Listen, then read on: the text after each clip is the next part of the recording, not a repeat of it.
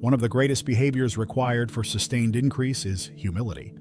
A person must remain a student of money long after their debts are gone, continuing to read books like The Total Money Makeover, The Psychology of Money, or biblical texts like Proverbs keeps the mind sharp and the heart grounded.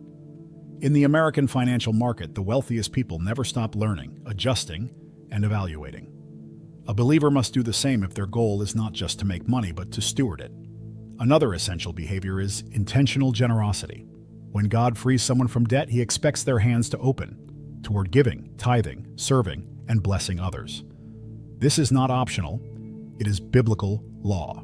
The same God who says the borrower is slave to the lender in Proverbs 22:7 is the God who also promises in Luke 6:38 that with the measure you use, it will be measured back to you. Financial deliverance becomes incomplete without generosity because generosity is what keeps the heart from slavery to money. And as the believer embraces these new behaviors, humility, discipline, generosity, consistency, something extraordinary begins to happen. Increase stops being accidental and becomes inevitable.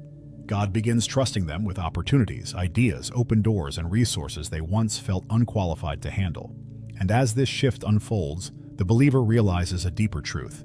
Everything they've learned so far was preparing them for something greater that comes next. Freedom from debt never begins with money.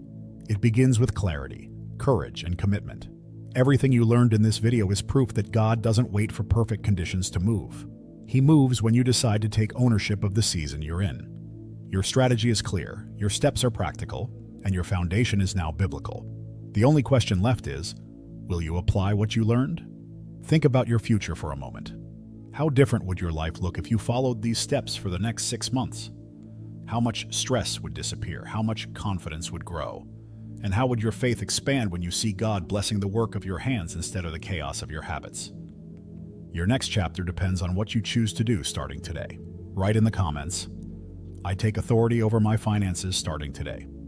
And watch how this powerful declaration begins to shift the course of your business and your finances from this day forward.